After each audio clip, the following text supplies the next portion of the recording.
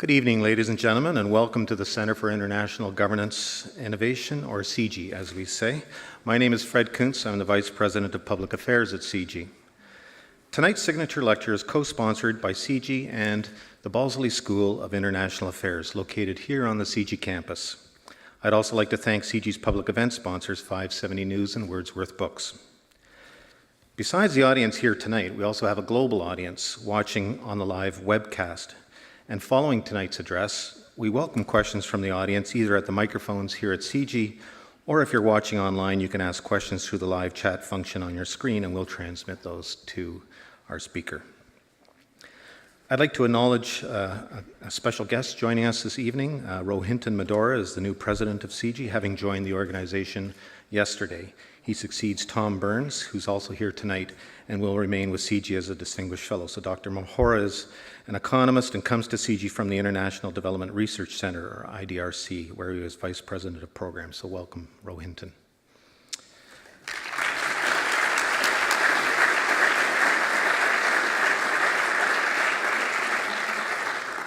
Our topic tonight is the responsibility to protect and the Arab Spring, presented by Canada's former Minister of Foreign Affairs and the current President and Vice Chancellor of the University of Winnipeg, the Honourable Lloyd Axworthy. After his address, he'll be joined in discussion by CIGI Senior Fellow and Professor of Political Science at the Balsley School, Dr. Besma Momani. Introducing Dr. Lloyd Axworthy with more appropriate abundance tonight is CIGI's Vice President of Programs, David DeWitt. David joined CIGI last year, coming from a distinguished career in academia, most recently as Associate Vice President of Research at York University. David's an expert in global security and international affairs and author and contributing editor of numerous books, articles, and papers on Canadian foreign security and defense policy. At CIGI, he oversees the strategy and implementation of all of the organization's work programs and research-related activities. So please welcome David DeWitt.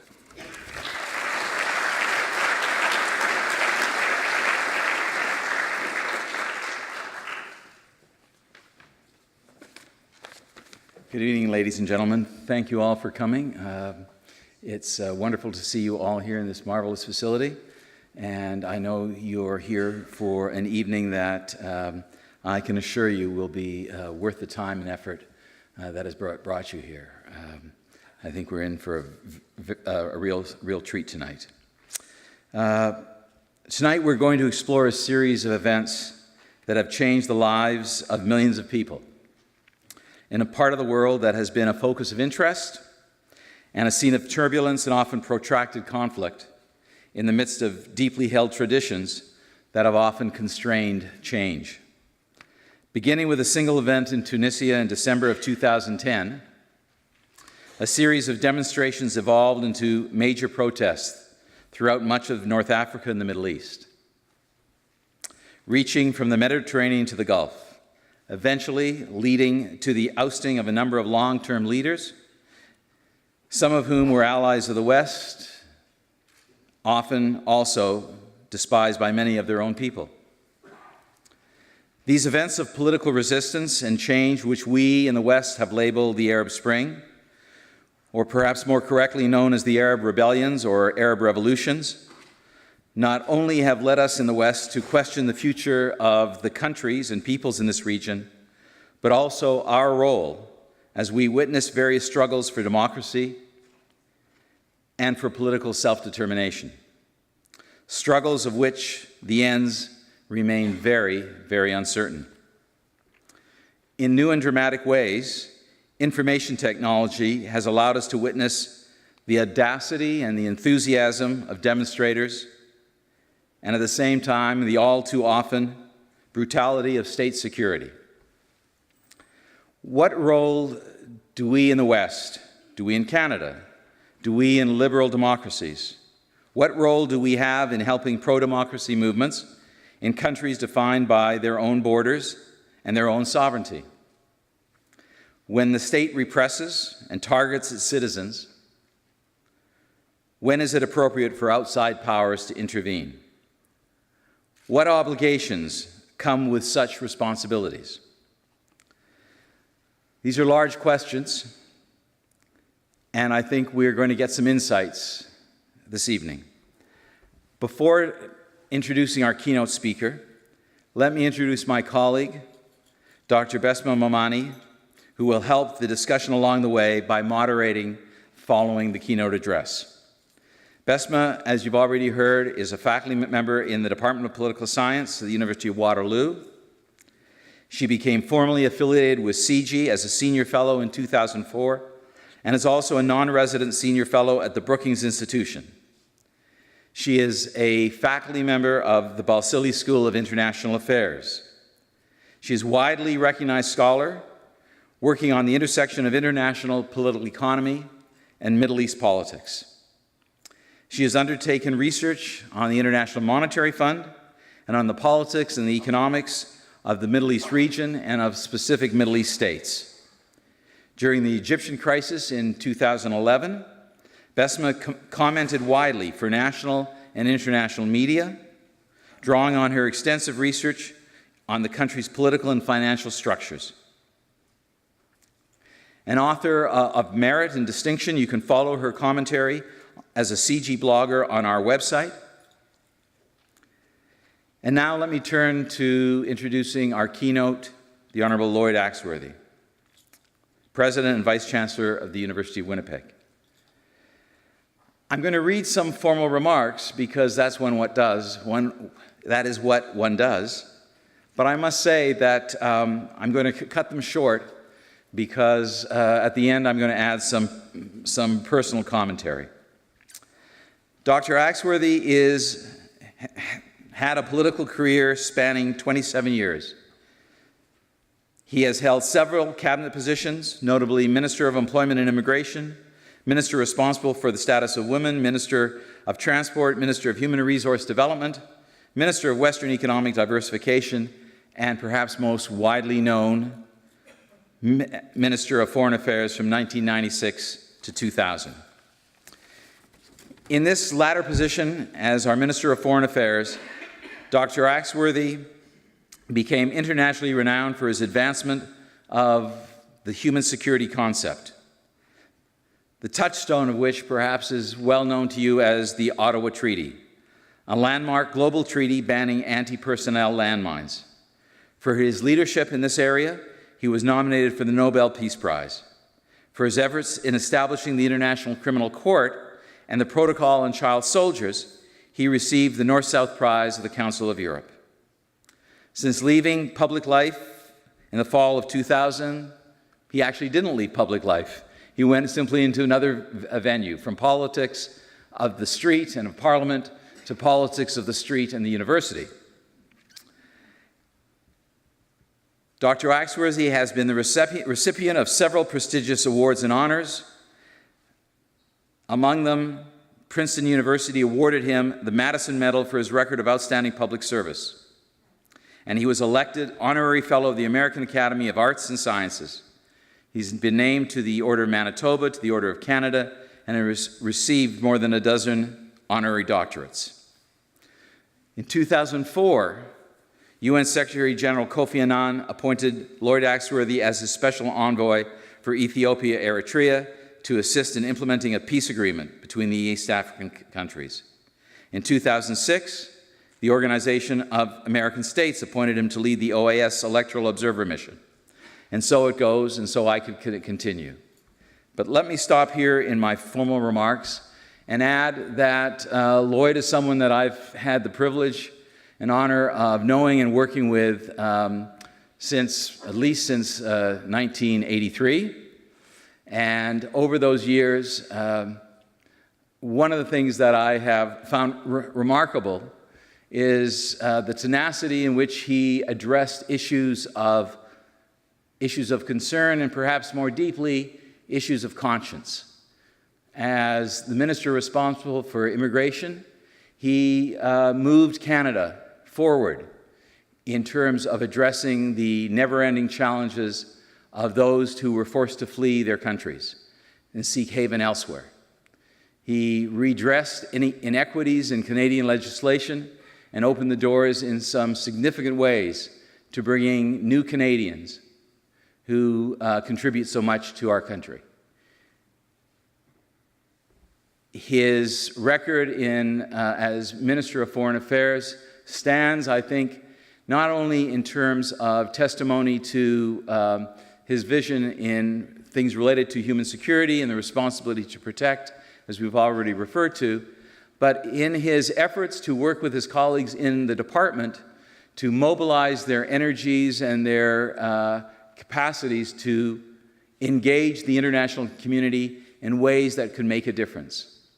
In spite of being the foreign minister at a time when he faced considerable cuts in his budget, he, perhaps sometimes to the chagrin of his colleagues who had to work that much harder with that much less, provided opportunities to ensure that Canada had a voice and had a place at the tables of international institutions, and was recognized as a country of record in areas of international concern having to do with international security, human rights, and development. I think the last thing I would say is that in spite of a life in politics, he's an individual that I would introduce to you as a man of vision and integrity. And I think that is a remarkable accomplishment after 27 years as a political leader. Lloyd.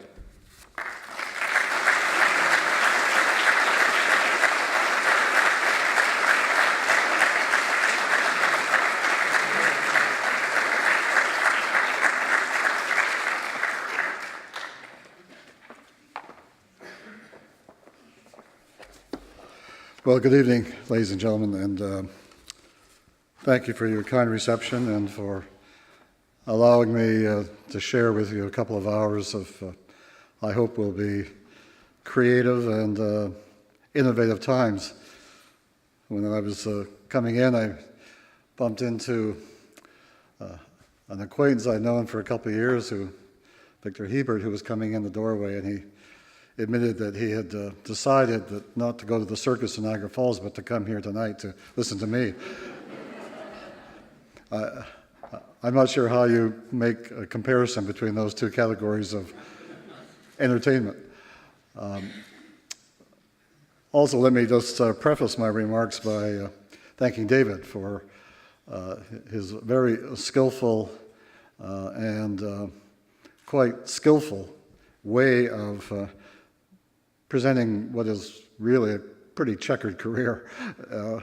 And it's always nice to hit the highlights and forget some of those deep valleys.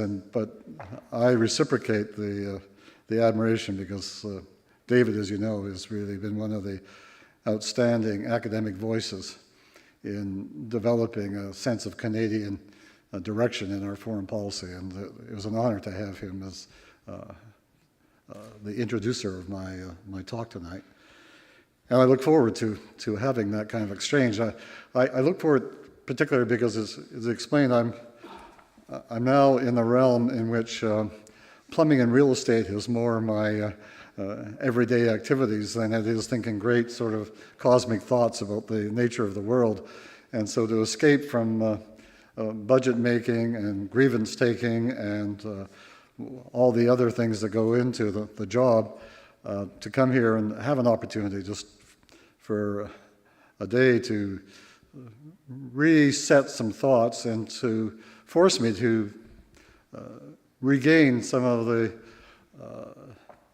understandings and, in some ways, passions that I think are really very much part of the Canadian consciousness when it comes to how we see ourselves as an international player. So I don't want to in any way pretend that I am here to give you what would be an immaculate conception of a pristine foreign policy for Canada. It's a little messier than that. And it's going to be a little bit more some reflection and some projection about where we're going. And it will probably be mixed in with a lot of homilies from Western Canada and a few other sort of less than academic precise definitions.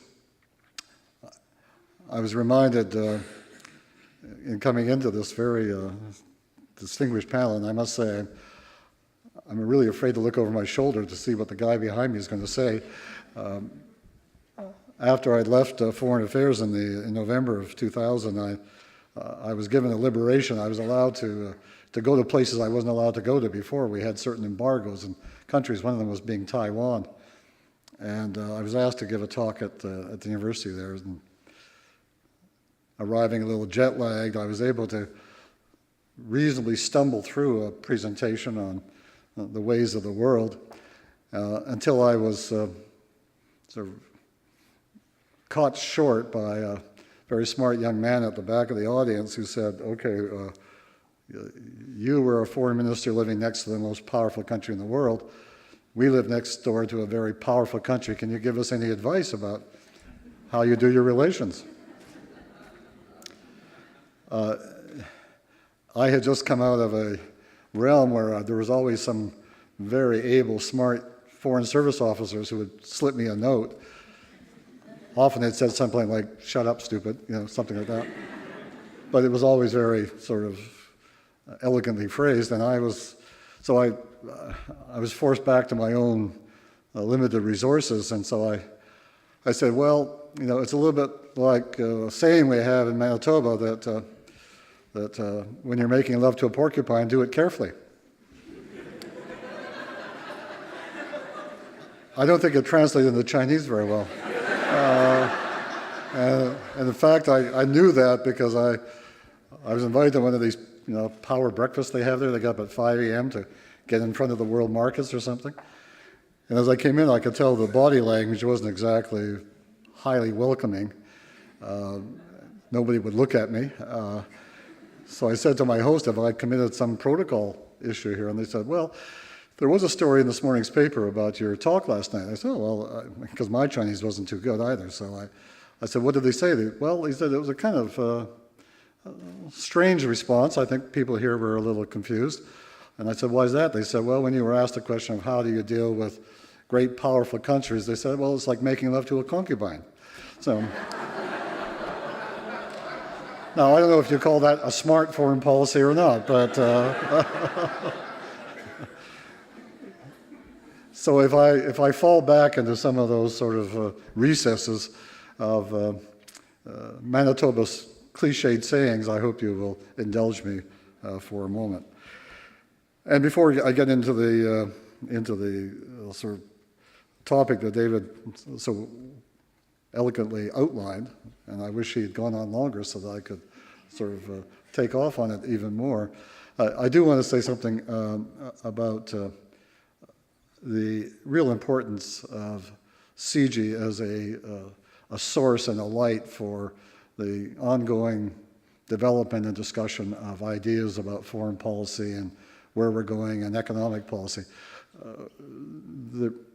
I don't want to overstate it, but I think there's a little bit of an impoverishment in this country in terms of dialogue and discussion and exchange. I spent close to 3 decades in politics, and foreign policy was never number one on the agenda, but I think it was always a part of what Canadians felt about themselves and who they were. And that's only fueled by the way in which the academy and the think tanks and the writers and commentators are able to begin to articulate different visions, different models, different ways of doing things that can generate debate. And if you don't have it, if you don't have the discussion, then you don't have a policy. It's about simple, at least in my mind, as that. You don't have a policy that has the legitimacy of being properly understood and authorized by the people in a democracy. And I just think that really have to treat as high value those institutions that provide that kind of spark and that kind of influence. So I do it in saying that this is a real privilege, and I think that this community's ability to come together around these ideas is one that is treated with great respect and admiration from all of us across the country. And I applaud Tom Bridges' leaving and the new sort of president. I think you've got a very important role to play in this country, and I'm very glad that I'm sort of here at that point of transition along the way. And in fact, that is a nice segue, I guess, into my opening comments, because in recent weeks I've been reading the biography of George Kennan. It may come as a surprise that 30 years in politics didn't really prepare me for the sort of ability to acquire a new technology called reading. But being back in the university, I find the odd moment, and George Kennan was always a hero of mine. I used to see him on the Princeton campus. He was at the Institute of Advanced Studies, and a big, tall, lanky guy that always was going around with a furrowed brow. You can understand it because he was dealing with Russia all the time. And his biography is a wonderful portrait of a person who was on the front lines for 40 years in dealing with some of the most difficult issues, certainly at the very breakout of the Cold War, and throughout a period of time in which we were wrestling with very difficult issues: the emergence of nuclear power, the decolonization, the Cold War blockades that were there.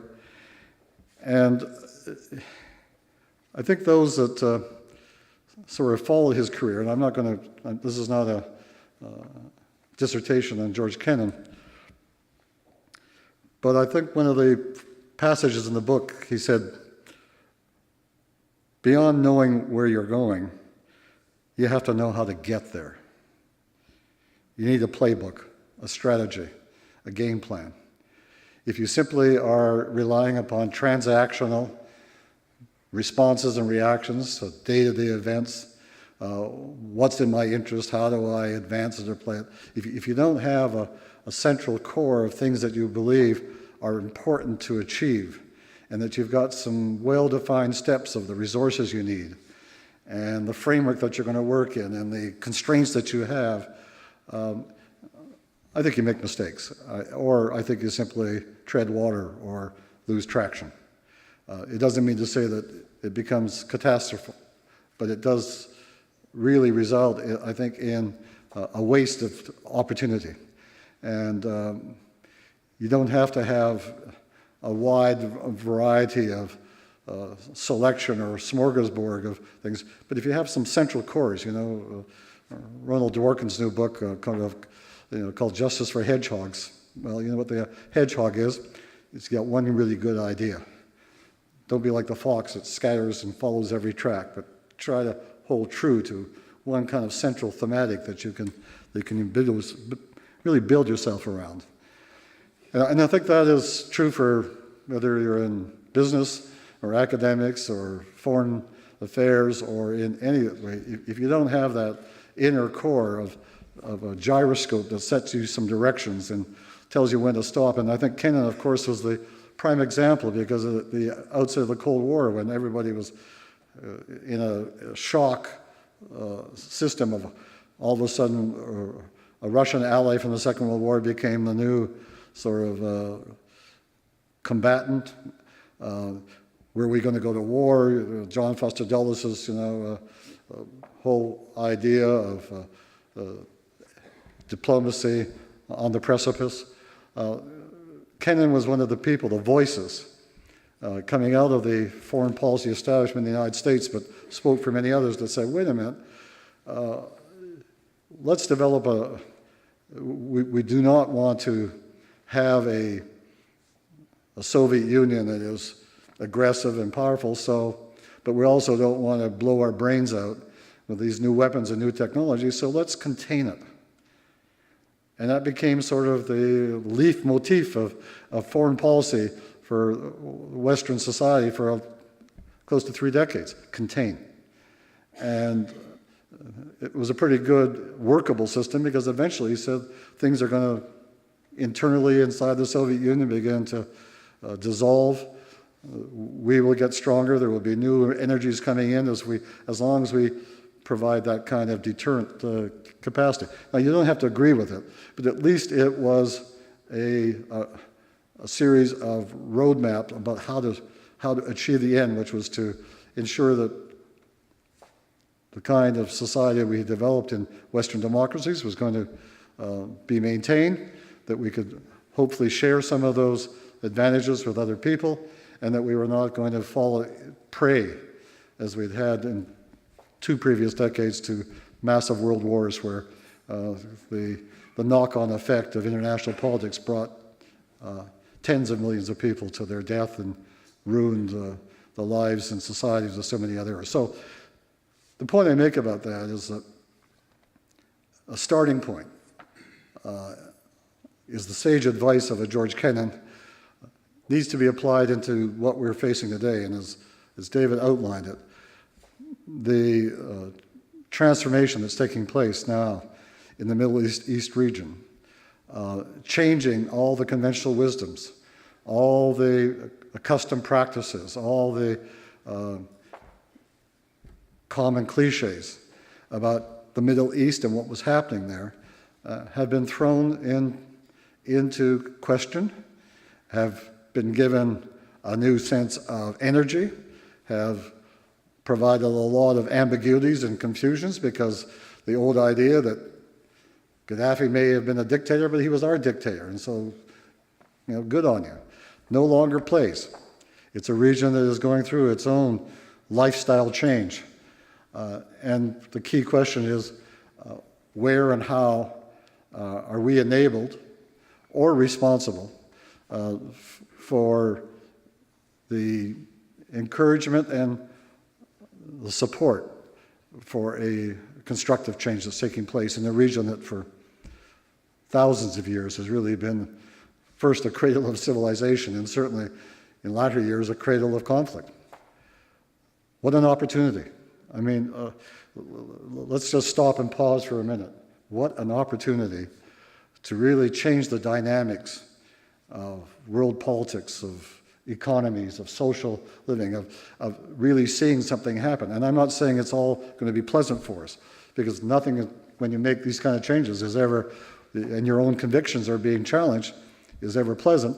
But the opportunity that is aware that people from the street are driving, and by happenstance, we have to find some way of putting that into a framework that we can work with that is helpful, constructive, supportive, but not suffocating, not domineering, not interventionist in a classic way of power politics. It does require us to change our game plan. And I'm not sure yet that we really quite fully understand that. I think there's a lot of efforts to come to grips with it, but I still think that we're handling what's happening in the Middle East region, to say nothing of some other regions, in a transactional way. Reactive, responsive, sometimes good, sometimes okay, sometimes bad, but it is simply a seat of the pants, ad hoc, understand, without really trying to come to grips with really what's at stake in this area. And you start with the fact that how can anyone not be impressed and admire the fact that a region in place after place is overturning decades-long systems of authoritarianism, throwing off a lot of the old shackles of the previous colonial order and regime that had redesigned maps and created artificial entities and put people into governance that were simply handy sort of satellites to work with, to actually create something that has some authenticity to it. And I think that the debates that we're now in should give us a much stronger sense that we are witnessing something that will be of great importance to us and the future generations. What's taking place in the Middle East is not hermetically sealed. It really is something that has very far-ranging rippling effects. But the getting there is not going to be easy, and we've seen it already. It's created a lot of consternation that it doesn't fit the old playbook. And Libya was clearly a turning point in many ways, because it required a very direct, overt involvement, engagement by European, North American countries, including Middle East countries through the Arab League, in trying to decide whose side are we on, who governs, how do we respond to this sort of really unorthodox and very different kind of scenario that we have been used to in that part of the country. The current crisis in Syria is one that is perplexing. 10,000 people have been killed. More will be killed. At the same time, there has been a sort of a series of initiatives to try to manage and handle it so that you can reduce the level of human violence, of destruction, of loss of life, and of upset. And we don't have it quite right yet, but there is, as sort of faltering as it may seem at times, an effort by those in the international community to come to grips with that. Whereas 10 years ago, there would have been no question. You know, Assad's father murdered 30,000 people in the city, and the rest of the world said, "Tisk, tisk, too bad. That's your business. That's sovereignty. You can do what you want to do inside your own country. Sorry." Today, we're not prepared to accept that kind of notion that sovereignty provides immunity from being responsible to certain standards and norms and requirements. So here I come to the point, I guess, where I really want to make a saddle sort of point for you to move from what's happening in the Middle East, and I will come back to that, to what I believe is an idea, a game plan, that has helped us begin to understand, and in terms of its application in this specific region, a way of managing it, of upholding and supporting our own set of values of what we think is important, and doing it in a way that really allows for the liberation and the freedom to begin to flourish in that part of the world. It's called the responsibility to protect. R2P is the kind of acronym that's been given. It sounds like some concoction that was developed in the University of Wilfrid Laurier's lab somewhere, at, a cold medicine or something. But responsibility to protect, I think, has a special meaning for Canadians because in many ways we were the authors. We got it started. And therefore, I think it carries with it the importance of continuing the debate and the evolution, the devolution, the definition of what it means. And there's no better place in a way to run that particular scenario than what is happening in the Middle East and will continue to happen because I think it has applications in so many other ways in that we deal with conflict and violence and the destruction of life. And I've been asked many times, that after the intervention in Libya by NATO forces, was this another reenactment of old-style Western colonialism? Were we pushing the notion of responsibility to protect too far against the sacred standards of sovereignty? What has been the sort of impact of military intervention? Are we the good guys or the bad guys? Legitimate questions. And of course, the one that comes up, if you could do it in Libya, why aren't you doing it in Syria?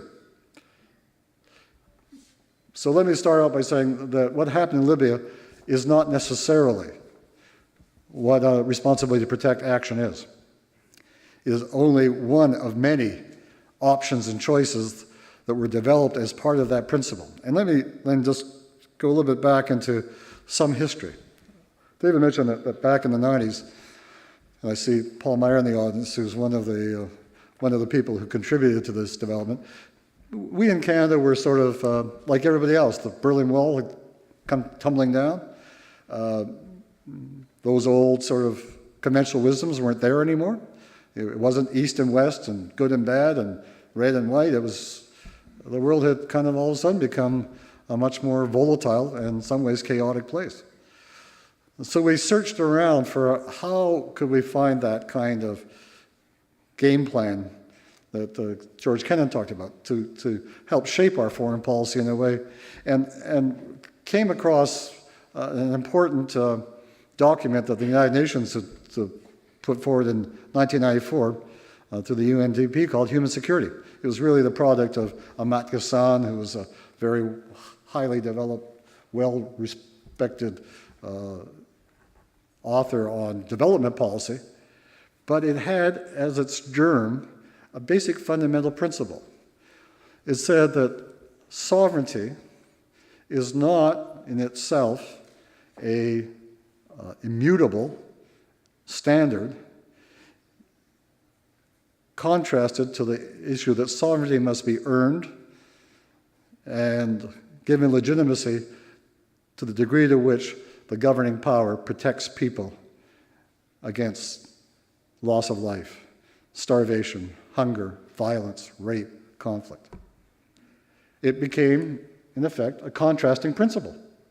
And so the old sort of standards that foreign ministries and political international scientists are saying that sovereignty is the Westphalian model that's worked since the 19th century or 18th century, and that we have to adhere to it. It was entrenched in the United Nations Charter, for goodness sake, that inside your own borders you do what you want.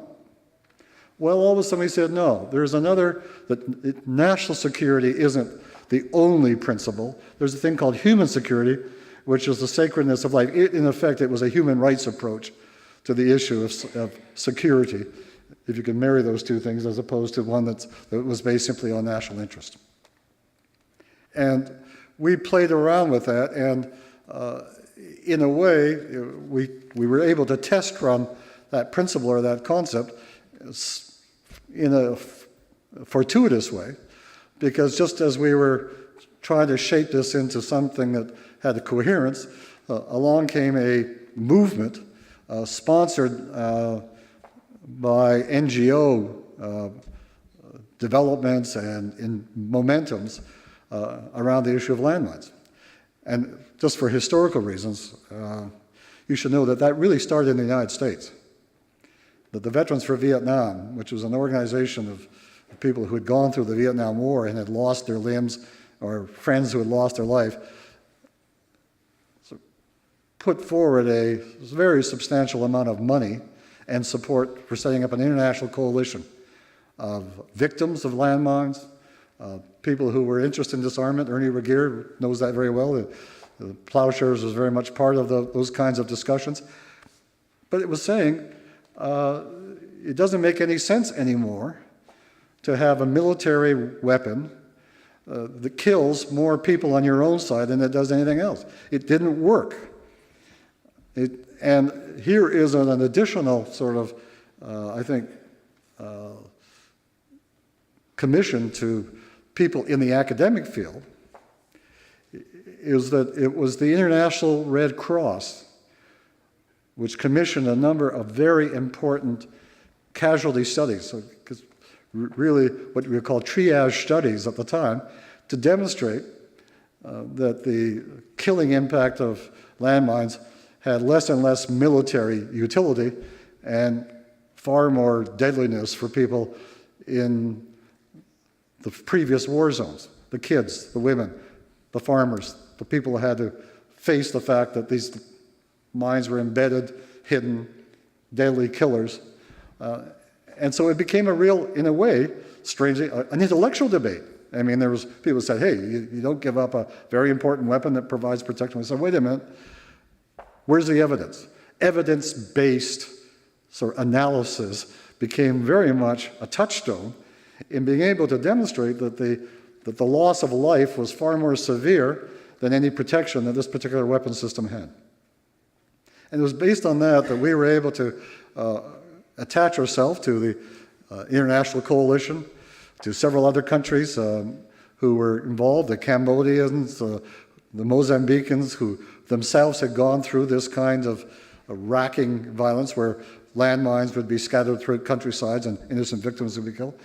And I won't go through the chapter and verse, but the end result was that because we sort of stepped forward and said, not only will we sort of help support the movement, but we're going to invite everybody to come to Ottawa one day and sign a treaty to get rid of them.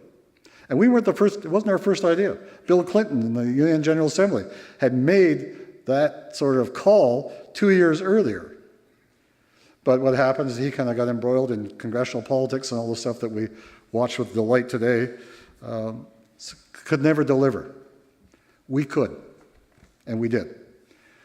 And 126 countries came to Ottawa and signed a treaty, which is still in effect. It now has over close to 167 signatories. I think that's pretty close, Paul, isn't it? So it's becoming a new standard and norm to say here's a case where it's more important to protect people's lives than necessary to, quote, protect national interest.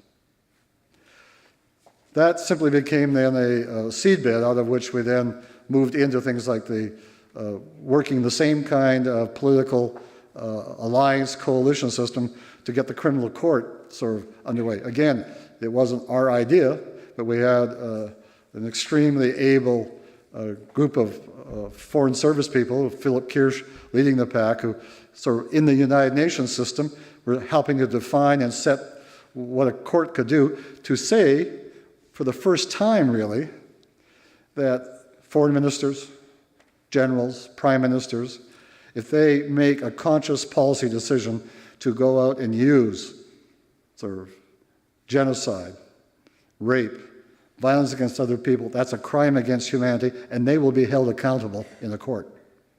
First time you said, the old Eichmann defense, they made me do it, that became challengeable. It became not acceptable. And people in power, leaders, now had to stop and pause and say, wait a minute, if I become sort of the generator of the use of force and violence against my own people, they're going to catch me, and I'm going to be held up in court. And the place in which that was proven in its ultimate stand was in Kosovo, where we were, because we had been challenged. I remember once giving a talk in between this at one of the distinguished universities in Toronto. I won't name it because I don't want to get in trouble with my peers. But I was challenged by a very well-known international analyst. After I finished talking, he said, well, I might concede that human security works in practice, but does it really work in theory? Boy, that really threw me off my game stride. I've been trying to catch up to that ever since. But the reality was, it began to become a debate within Canada itself, that we had people talking about it. And it was, out of that, we were beginning to formulate increasingly more of our own definition of what would happen. And of course, the nub of it was, would we be prepared in a circumstance in which all the diplomatic efforts had been exhausted, all the minuets of international politics had been sort of tried, would we really be able to prepare to step in and stop mass murder or extermination or mass outmigration by one political regime against a group of people, minority, religious, ethnic, cultural? That was the ultimate test. And in Kosovo, we were faced with it. And we couldn't get Security Council endorsement because the Russians threatened to veto. So we went outside. And we say Canadians were very active in trying to get a consensual agreement. We were on the Security Council at that time. And we had come in on a campaign of human security. We got elected with the largest majority ever because we campaigned with the rest of the world saying, we're going to adopt a human security agenda, which we did. But then Kosovo really became the tough case, because it said, okay, smarty, are you prepared to authorize Canadian troops being used to go into Kosovo to stop Milosevic and what was going on there? And we did. Tough decision, probably the toughest I ever had to make. But it did put sort of, in a sense, a capsule on that idea that there was a broad spectrum of ways in which international alliances, coalitions, groups, primarily authorized to the UN, could shrink, reduce, dilute, if you like, the immutable power of sovereignty, which had been the standard up to that point in time. It wasn't evaporated, but it was altered. And it came out of that we felt that was a real turning point, but it was kind of messy in a way because it didn't go through the United Nations. It was ad hoc in its response. So we thought, how do we try to put some order, some history, some evidence, some capacity around that? And it was through that we set up the Commission on Intervention and State Sovereignty, which was a group there was a two-tiered system. We had a group of experts from around the world, and then we had a group of sitting foreign ministers. By the way, this is a historical fund, including Amr Moussa, who was head of the Arab League in the intervention in Libya. And we discussed these issues. Sometimes we scraped our knuckles with each other because it was very controversial that you could actually alter sovereign powers and rights, especially with countries who had just gained their independence 10 or 15 years earlier. But nevertheless, it was out of that commission that reported on the idea of responsibility to protect, basically saying that if a government is unable to stop the killing or violence against its own people, or it doesn't have the resources to stop it, or itself is the predator, that becomes the trigger by which the international community therefore has the right to step in to protect human beings. And it was out of that actually a very fast track took place as you measure these things internationally. That was issued in 2001. Bad timing, just after 9/11. It took a while to get going, but it moved its way through UN circles into the Commission on Reform. Kofi Annan picked it up and put it as part of his reform agenda for the International Summit in 2005, where all the world leaders came together. And out of, I think, a suite of some 120 reform proposals, only 5 were accepted. One of them was responsibility to protect. So, as Canadian, we were not the only sort of people with the pen, but we were certainly very central to the initiative to get it going. And our own ambassador, who was then Alan Rock, was our ambassador at the time, very much was in the center of the debate of getting it adopted as one of those key principles. Now, a lot had to be given up. The Commission report is this wide in terms of how do you use R2P. The definition that came out of 2005 was this, very narrowly gauged. But nevertheless, it was on the books, it was a protocol, and it became part of the sort of language of the United Nations, and it became a little bit more embedded. Coalitions of countries, there was a coalition of R2P, friends of R2P, 13, 14 countries. NGOs began to rally around it. Academics and thinkers began to talk about it. How does it work? How do you use it? How do you engage with it? People in the military and defense forces saying, hey, wait a minute, this is a new role for us. We've got to think this thing through. What are the rules of engagement in an R2P situation as opposed to a direct conflict situation? How do we make this work? So it did have that kind of germination in it.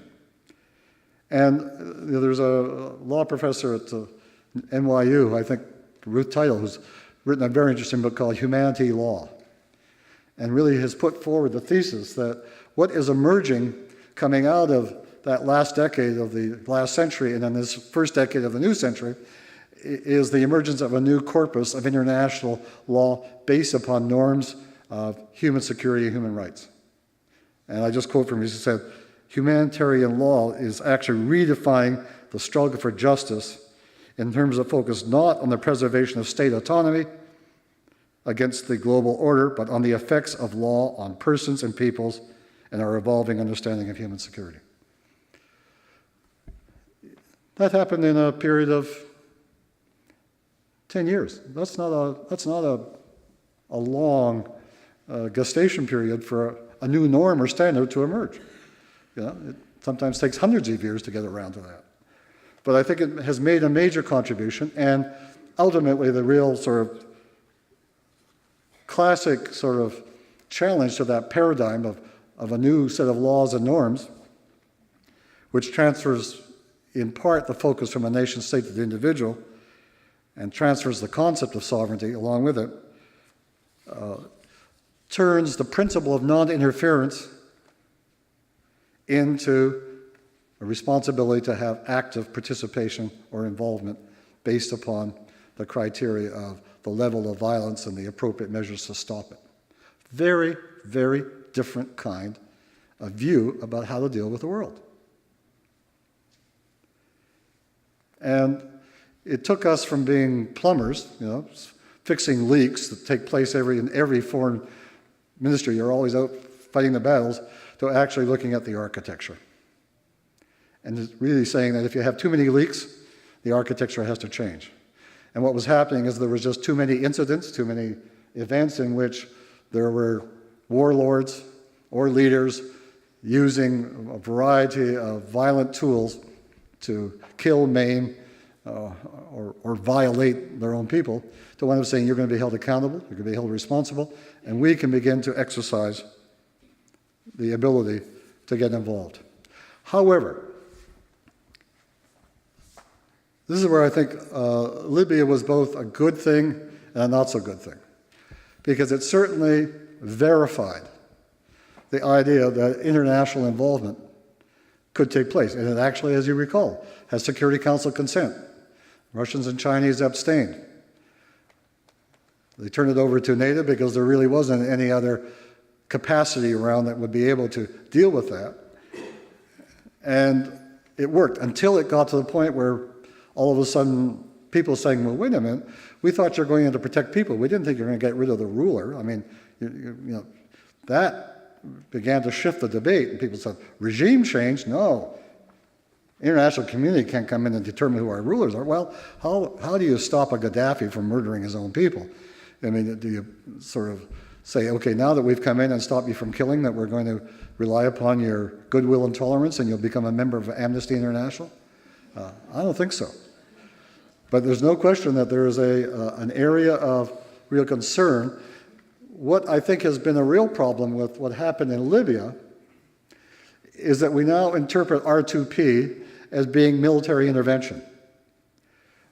I belong to a group in Washington that is a kind of I guess what you'd call a group 1.5. It's not exactly with the administration, but there's a lot of administration people who hang around, and we talk about R2P, but they focus, as you might, purely on the military aspects. When, if, and how do we send the troops in?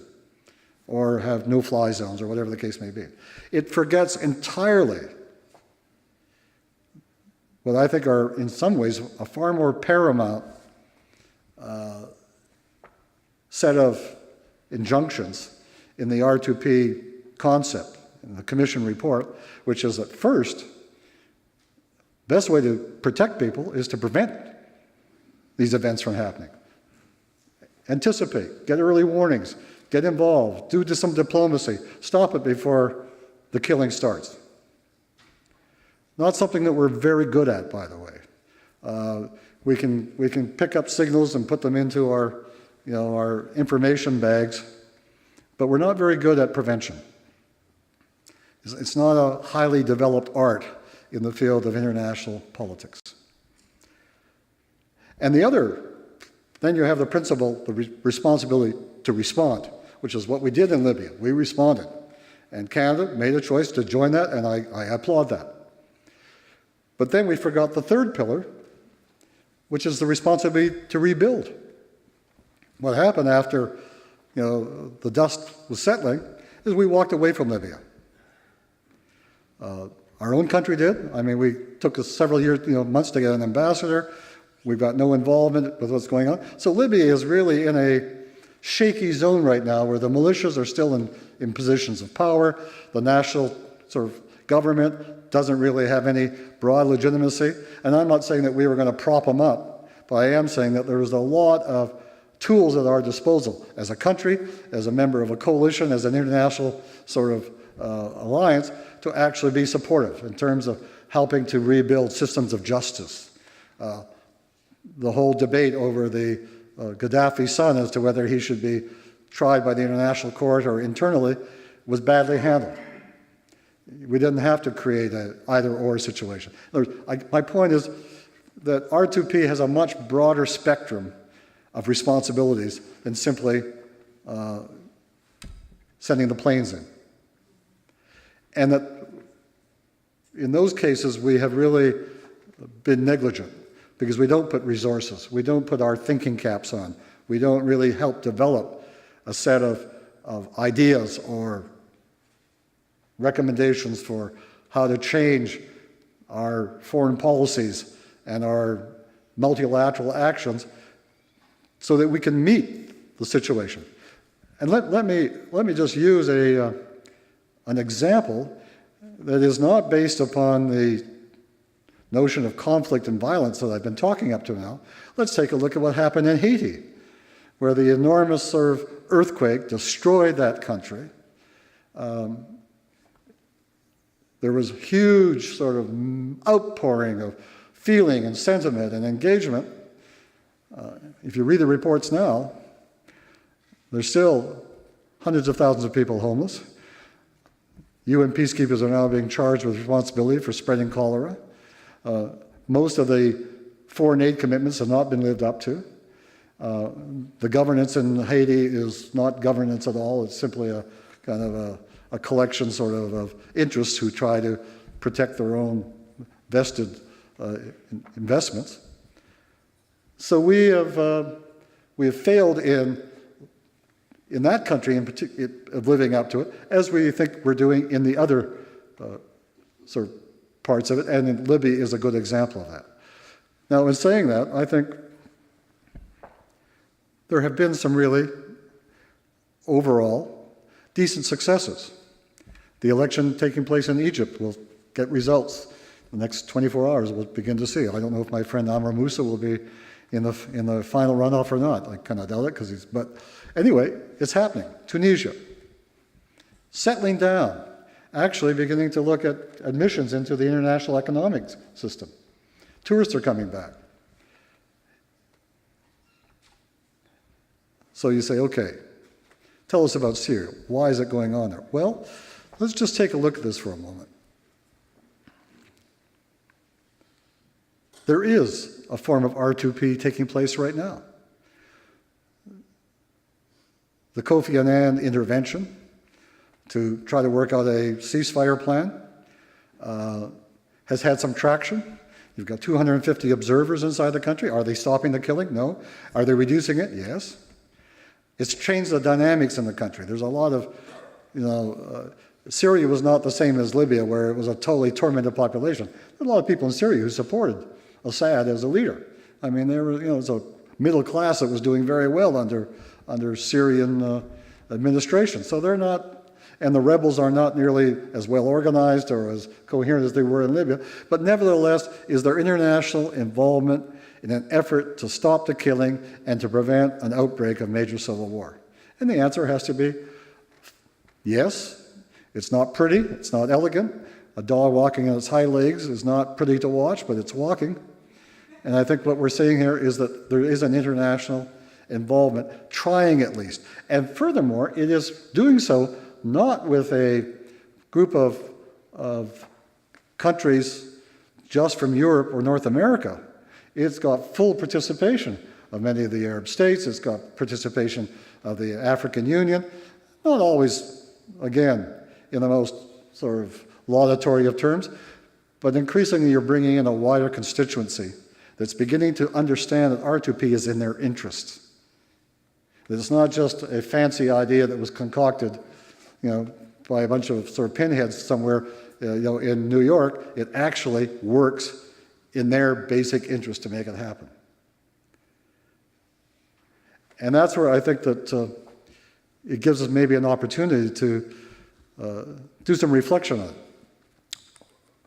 I think that some of those positives is that there is a quite strong evolving movement from the emerging states to take R2P and begin to discuss how they would implement it. Not how we would implement it, but how they would implement it with us or without us, but that they have and so the Brazilian paper that was tabled 3 months ago is a very important contribution of on the question of if you're going to go in, stay there and be responsible for the consequences of your actions. ECOWAS, which is a coalition of Western African states. I was in Ghana just 2 weeks ago, and my old friend Victor Gibo, who is the Secretary General of ECOWAS, they are now working on a paper based on R2P about how does the regional organization take over implementation when there's conflict. And while I was there, the president of Ghana and his colleagues flew off to Mali to see what they could do about what was going on in Cote d'Ivoire. It was interventionist diplomacy. And it was beginning to work. So here is two really quite, I think, important evolutionary developments in the application of R2P, which only started back in 1999, 2000, that you've now got the new emerging powers, the Brazils and others, beginning to really talk about it, not necessarily in terms that fully agree with our definitions of it, but are engaging in it. There are think tanks in these countries working on it. Their governments are now making proposals at the UN to discuss it. And you've got regional organizations increasingly saying that one way of overcoming the phobia about whether this is another act of colonialism by the old colonial powers are beginning to say, hey, we can implement this too. But we need your help. We may need some help on telecommunications, maybe you help pay for some of the actions, maybe you work on the linguistics. I mean, there's a number of ways of cooperative partnerships now with a much larger sort of coterie of countries who are now taking this whole business very seriously. That, I think, is, from my point of view, is putting some, as they say, some teeth on the bones. It's actually saying what started as an idea and then became a protocol and then became a call for action is now actually becoming seriously in terms of the agenda for implementation by a much wider group of countries around the world. Biggest problem, in my view, and not my view only, but is the fact that, as we saw in Libya, and as we see particularly in Syria, that countries of the P5, the so-called unelected members, I like to use that, I used to really tick them off when I'd say, we got elected, you guys are here simply because you got some kind of divine right. But both Russia and China have used their vetoes to stop that kind of involvement, intervention, or entanglement. And there was just an effort last week by the so-called Group of Five, which were Switzerland, Liechtenstein, Costa Rica, and others, to actually introduce into the General Assembly a resolution saying, we ask the Security Council to forbear using the veto in questions of humanitarian crisis. Well, they got pushed back. I mean, these guys are not going to give up their veto, even though it's an anachronism of the worst kind, in my view. But at least the debate started, and they got a discussion going in the General Assembly. And you say, am I kind of being a little bit too, hanging on to little bits of minutia? No, because I guess one thing I learned is these things happen step by step. They're incremental. And if you begin to get that debate beginning in the General Assembly, is it going to come to a point where increasingly, the P5 who have the veto are going to start using it more judiciously?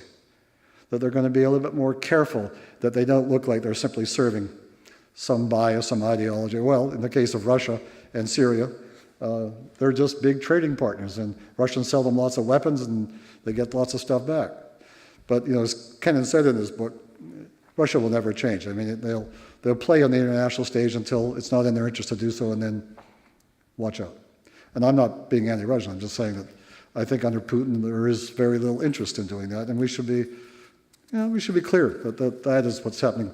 But I think over time, pressure, containment, suffocation, Mr. Trudeau's old word, begin to sort of limit that field of action for these countries, and they feel constrained to be able to apply the veto if, when, and how they want to do it in a capricious way. And I think the same can be said of the Chinese, who now want to be the international player, the new paragon.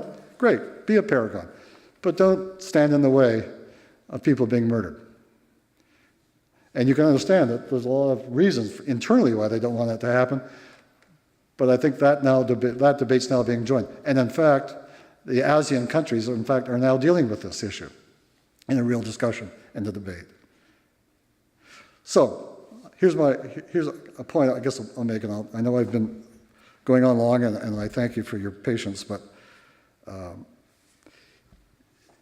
it has focused one really crucial issue for us as Canadians, and that is the degree to which we're prepared to put our effort, resources, our creative abilities, to really work at enabling the United Nations to be the proper and responsive and responsible vehicle for providing this kind of new protection against murder, violation, rape, or disaster.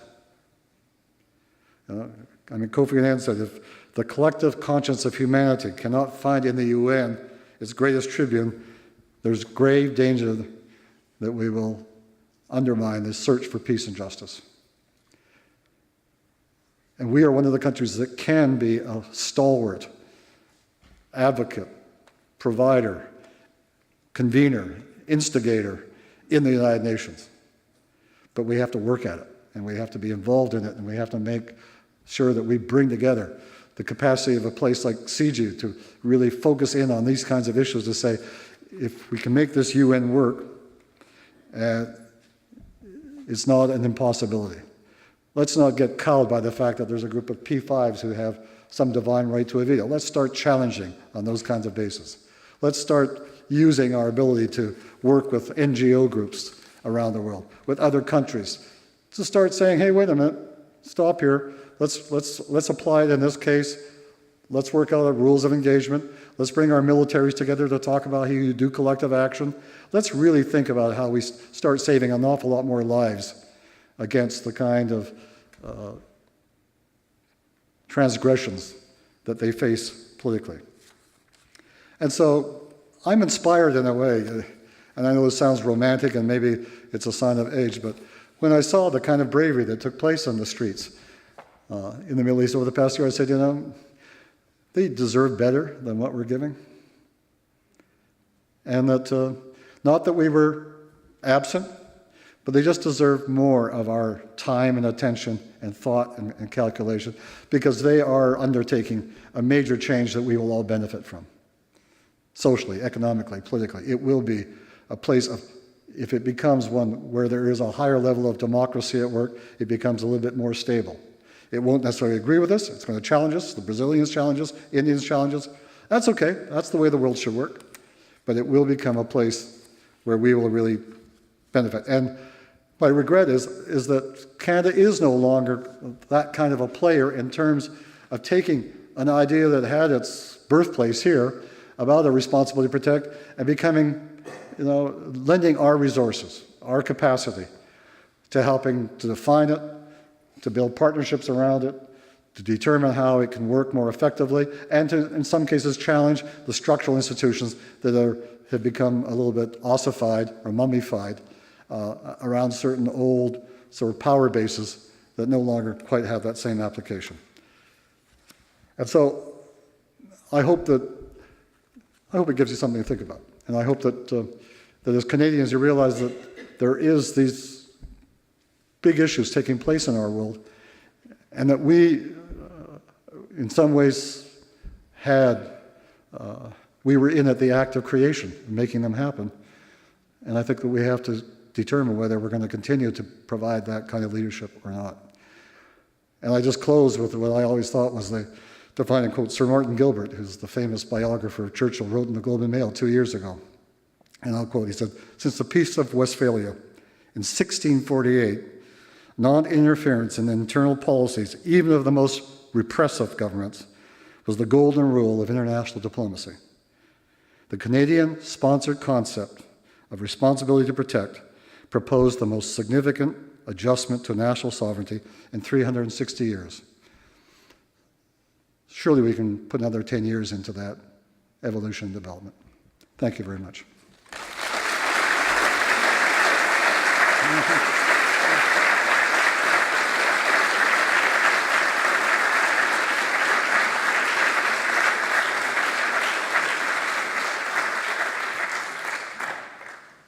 Well, thank you. That gives us a lot of food for thought, and Good. really appreciate your commentary. If I may, I'm going to try and play the devil's advocate, because I think you've given us, as Canadians, feel-good ideas here, and so many of us want to leave here and agree with you, but I'm going to put on the hat of a devil's advocate and sort of push this a little more, because I think we're all easily convinced, again, as Canadians, that R2P is the right thing, but one can't help but look at, let me be provocative here, the timeline of R2P and when it came out.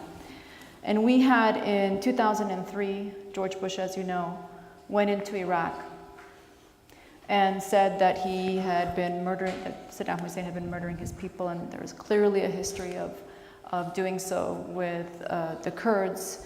Was that, in sort of hindsight, did that really push the mood of the international community away from R2P, because you had so much success there? I mean, I think many of us who look back at that time, we all celebrated, we all wore sort of R2P on our sleeve, and we're very happy and proud as Canadians, but something changed in the international community. And I wonder if you could reflect on that time, and I wonder if what happened in Iraq in some way really played a part of that change. I think it's true that the Bush government tried to appropriate some of the language of R2P to justify their actions in Iraq. But it was a false reading, because if you go back into the original commission report, what you saw is that in a way, R2P is the antidote to unilateral intervention of one country into another, because it said you don't intervene if you don't have agreement in a multilateral setting. That you don't intervene if it's for purposes of securing oil or other interests. It's got to be to protect people, and if you don't have that justification.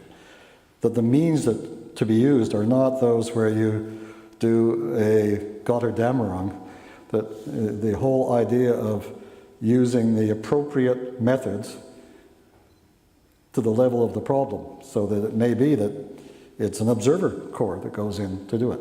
And in fact, I'd make this case that in a strange paradoxical way, and it wasn't described this way in Iraq, but there already was a form of international intervention taking place in Iraq with the UN inspectors who were blanketing the country, had access that Saddam had given them to all the laboratories and all the test sites, that in fact you were already setting up an international presence in Iraq that, if it had been allowed to continue, would have put even more restraints and ultimately would have, I believe, forced the Hussein regime into a very different kind of mode, and maybe ended his capacity, because you would have been dealing then, you extended out to deal with the issue of the human rights of the Kurds. You extended out in terms of dealing with sort of the way in which the government would use torture and way in which they would kidnap and abscond with people. Having international observers on the ground begins to give a capacity to name and shame and bring these things to the light. So in a way, this is probably, you'll think this is a strange, that if Bush had simply kept the pressure on Iraq and not sent in the troops for his shock and awe, but actually forced the international community to take an increasingly more robust involvement in Iraq about its behavior and its involvement, he might have won a Nobel Peace Prize. But that wasn't his agenda. That wasn't his interest. He didn't care about that. What he really wanted to do was take over the country. And I come back to my point. I think that, and I've said this in several fora over the years, if you really want to put real constraints on unilateral interventions by big powers, then R2P sets up a set of criteria by which you can hold them accountable. Can this be done outside of the UN in any capacity? I think that we're evolving into maybe a little bit of a hybrid system. I think you still need and I say this even with all the criticisms that I have about the Security Council, it still is the only agency internationally that has the right under Article 7 of the Charter to authorize the use of force. Now, as I said, other regional organizations are slowly building towards that kind of capacity as well. But if you have a UN make that sort of first step decision, first line decision, then it can be carried out by all kinds of other players and actors and agencies. And that's something that we haven't really thought through. I mean, that to me is a very big opportunity, as I try to say at the end, for Canadians to be working with an ECOWAS organization. We've got all kinds of standing in West Africa. We work very closely with them on the protocol on child soldiers. I mean, we got a good reputation. So how do we work with them to say, how can we make ECOWAS really, in a sense, the watchdog in West Africa, and how can we help you do that? Is there certain technologies? Are there certain skills? Are there certain things that we can adapt? I mean, we're doing work with some of the universities in Ghana. They have a very thin third tier of people highly trained in certain skill areas. I mean, the whole idea of being able to do early warning, to identify problems and interpret them. We've got people that can do that. So I think there's a big capacity. It may not be heroic, we're not out there sort of saving the world with one great golden flash, but I think that is evolving. But it is using that framework, and it uses that language. And I don't want to sound like, I use the idea of Dworkin's use of justice for hedgehogs. Hedgehogs have one good idea. Now there may be even a better idea out there, and maybe it will evolve. But right now, in my view, it's the best we've got. Because it doesn't challenge sovereignty. You're not talking about some form of world government. You're not talking about black hats and black helicopters coming out of New York. It preserves sovereignty. It says sovereignty is there. It's good. Let national governments make decisions for their own people. But when they cross that line where they start destroying their own people, then they lose the right to have that sovereign protection. If we don't apply this universally, and as you know, there are too many dictators in the world, too many governments that are abusing their own people out there. If we don't apply this universally, is it going to mean that R2P really can't be the sort of idealized goal that we've set it up to be? I don't have a crystal ball about that. I think what I detect, and I don't think I'm being Pollyanna about it, I detect a substantial broadening of interest and involvement and engagement in trying to see. Everybody's looking for a framework to deal with this fundamental contradiction that we live in the classic cliche, a world that's interconnected, where issues, Kofi Annan used that wonderful word, problems without passports, that no one country can protect itself anymore, security, either of a national kind or a human kind, is not sort of limited inside boundaries or borders. So you have to find some framework of making decisions about how to deal with it.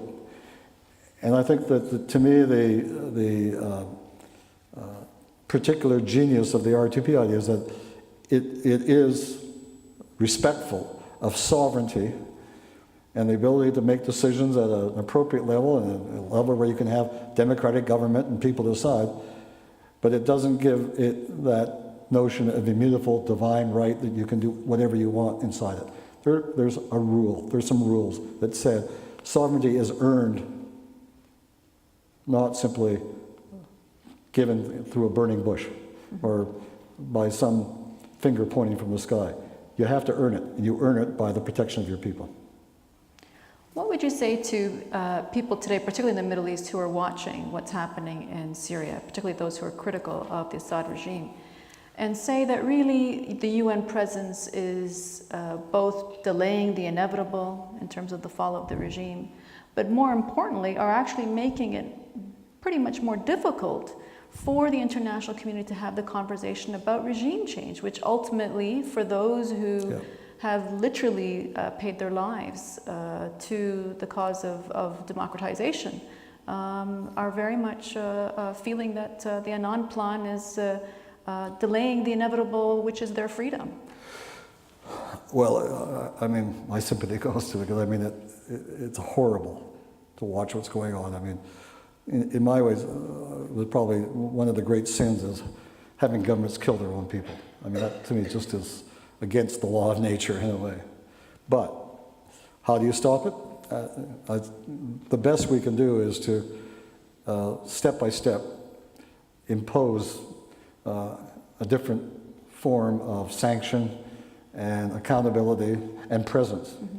And remember that the Security Council resolution authorizing the observers to go into Syria runs out of mandate on July 1st. Mm-hmm. Already the Americans are saying, hey, we're getting frustrated with this. I mean, Susan Rice, the American UN ambassador, has already said, this dog ain't walking. We got to do something with it. So it's going to put the Russians and the Chinese in a real quandary, because if it's not renewed and you see all the UN observers pulling out and you point the finger and say, you're the guys that made that happen, that becomes a huge, shameful embarrassment for those two countries. Mm-hmm. And I think we've got to build around that. But you don't want to necessarily, you're not in the game of, tattling, saying, look, we're moving towards a denouement. The July 1st is going to be decision-making time. You're either going to renew it with a more robust mandate, or it's going to crash and fall and the observers will pull out and the killing will go on, and we'll say, who's responsible for it? We know who's responsible. And that, I think, begins to, and you've got an increasing, level of support in Africa, in the Arab state, around the idea you've got to stop this thing in Syria. Now, there's politics within that. Saudi Arabia's on one side, the Shiites and Sunnis, I mean, all those complexities. But I don't really, it would be really difficult for the Chinese and the Russians to use a veto to stop the observer mission, or to stop any resolution that tries to make it tougher, stronger, or more robust. So, I mean, the politics are at play. And I think in that international world, you look for every corner that you can, advantage that you can get. And I think that's what's coming up. So we're only a month and 2 weeks. And there will have to be a lot of real negotiation and behind the scenes dealing. And I think that motion that I talked about that came into the General Assembly last week, which saying you shouldn't use your veto against humanitarian purposes. Mm-hmm. That was not just there to be Mr. Nice Guys. There was an agenda there to say, we're setting up, these countries are, with the backing of a lot of others, are setting up the fact that the veto should not be used in this case. And if it's going to be used, you've already set the table for determining who's accountable and responsible. So the Chinese and Russians are going to be putting themselves into a little bit more of a box. Just to push you a little bit on this, because I think that, watching the Syrian, situation unfold, where I'd say the international community, with the exception, of course, to China and to Russia, had really pointed out that that Assad was this madman that had to go.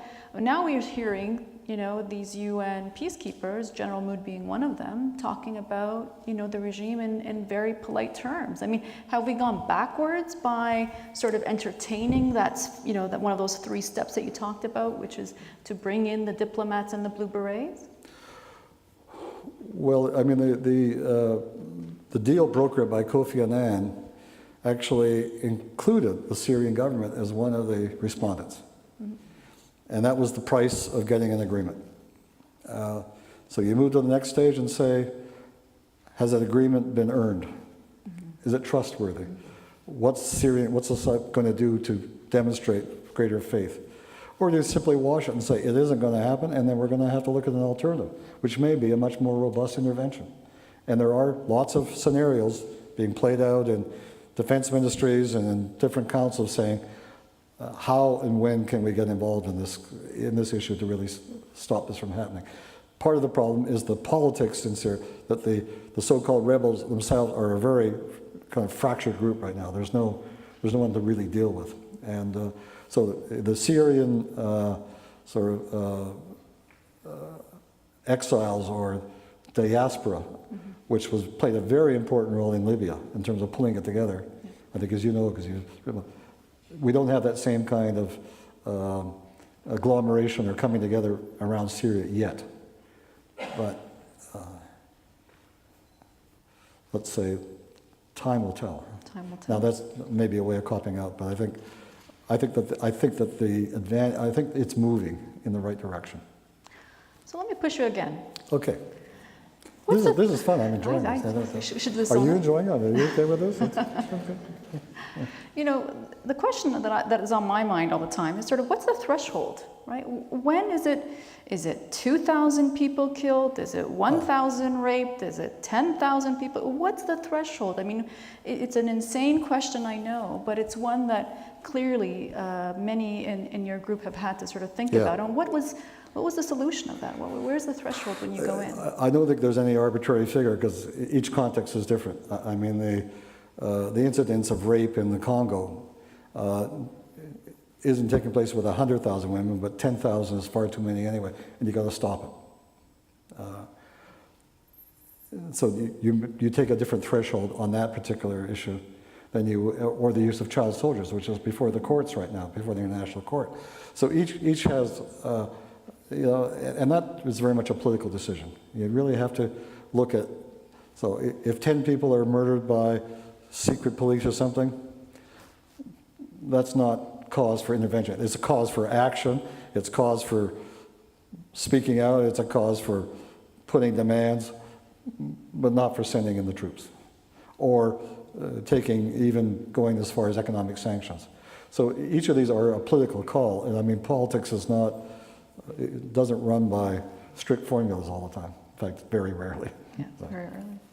Well, I mean, you mentioned 10,000 dead in Syria, and that's practically because we've stopped counting. Right? Yes. So it's frozen at that number of 10,000. There are estimates by the Syrian National Council that's reached probably closer to 15,000, 16,000. We know there's 200,000 Syrian refugees now today between Jordan, Lebanon, and Turkey. I guess what many, I think, who are watching this and continue to also look for answers, and obviously Libya was an example, we'll call it a success story, I think, because for many who wanted freedom would look at it that way. We're still looking for some sort of military power to finish the job. And, I wonder when we're talking about R2P, can this concept really have the teeth, have the not only military authority, the moral authority, but the military authority, if there isn't some sort of reserve army, if there isn't really a group to call on to get the job done, because otherwise it's a toothless threat. I agree. I mean, I agree with that assessment, and I think that there's two levels that works. I think if you had a blue beret system to do prevention, you would save yourself a lot of trouble. We don't have a capacity. I mean, the coalition of the willing. By the time you get a resolution passed, and you pick up the phone and you do your negotiations, then you're already 3 or 4 weeks into the conflict, and it's too late. So I think there's all kinds of proposals coming out. There's a guy, Max, I don't know if he teaches at your school, who's written some articles about a UN emergency force that has about 2,000 people. And remember, by the way, I mean, if you're looking for historical precedents, which sometimes you want, that's what we did in Korea. The Canadian troops in Korea weren't there as Canadian Army; they were there as UN troops, and they wore blue badges. We forget that part of our history, but it was at that time, in 1950. Now, very different timing, but I think there is sort of both precedent and need for doing that. But you have to start earlier than that. I mean, I think you have to start with observers. You have to start with monitors. You have to start with a diplomatic force that's got its act together. And that's one of the problems, I think, is that there isn't much leadership. There aren't many champions who are saying to like-minded countries, let's get together and talk about this scenario, that scenario. How do we act in this case? How do we put our diplomatic networks together so that we really do put pressure on Russia? What do we do economically? How do we get our NGOs involved? What do we do with our private companies? What kind of rules do we have to make sure they're not sort of harboring or supporting these kinds of actions?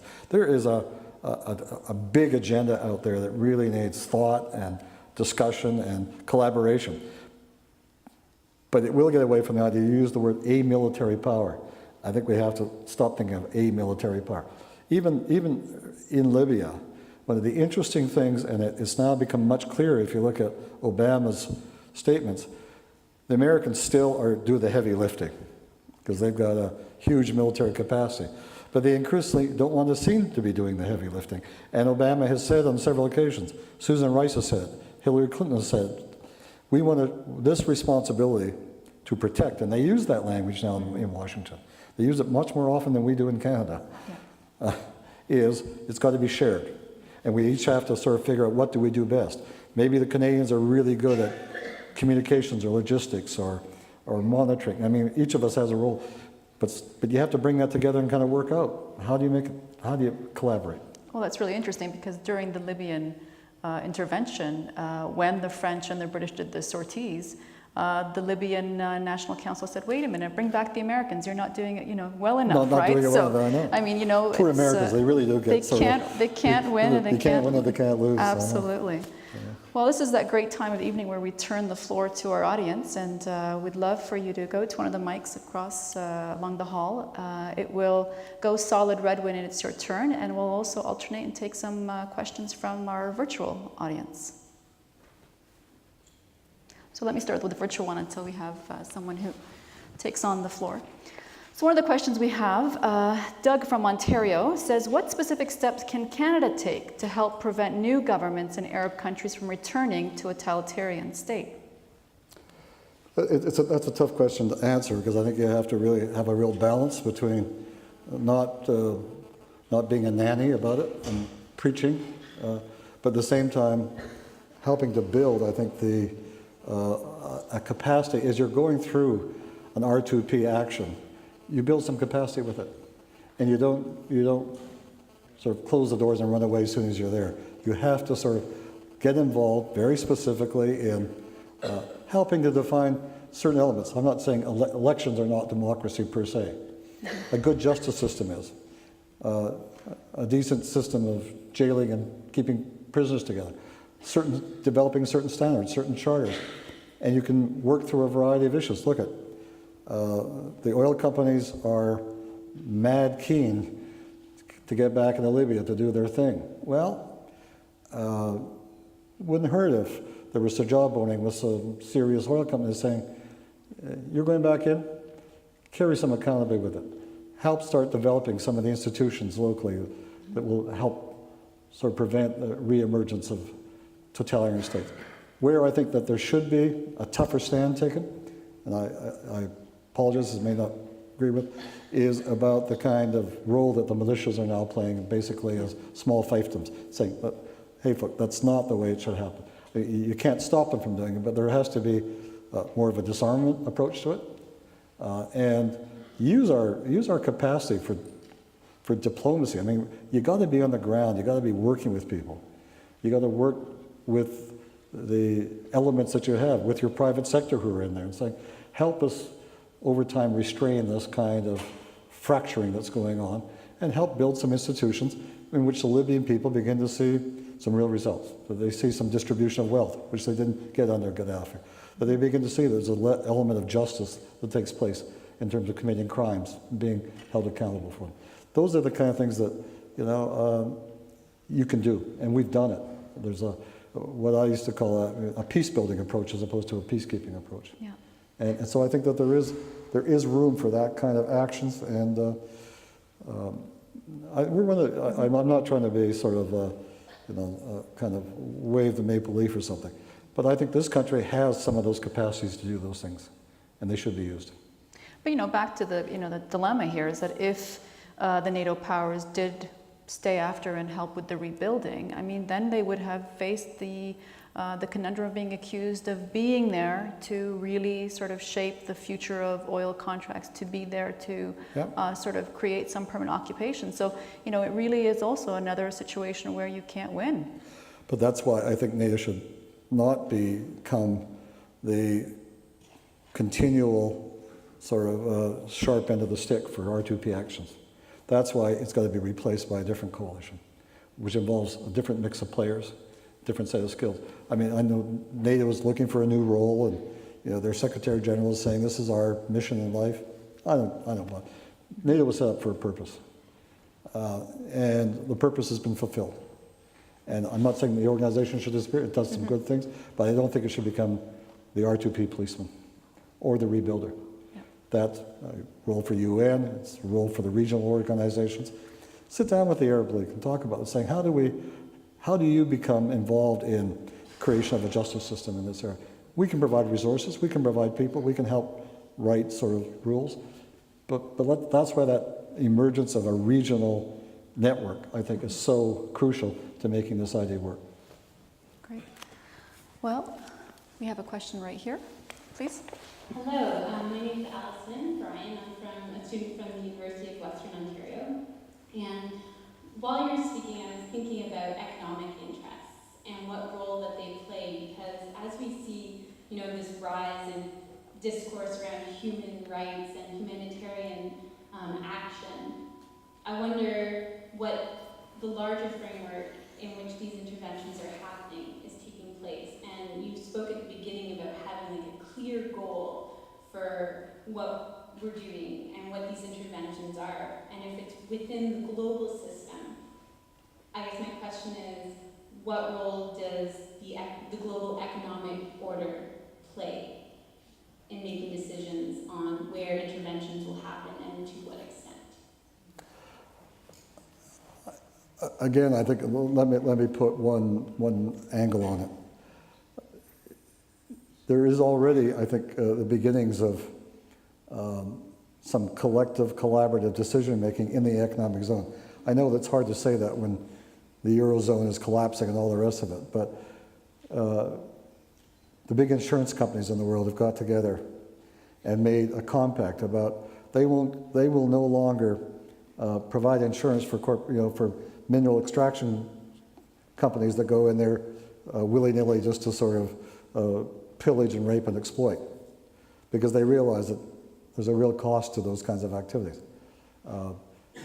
There is emergence of certain kinds of compacts around these issues.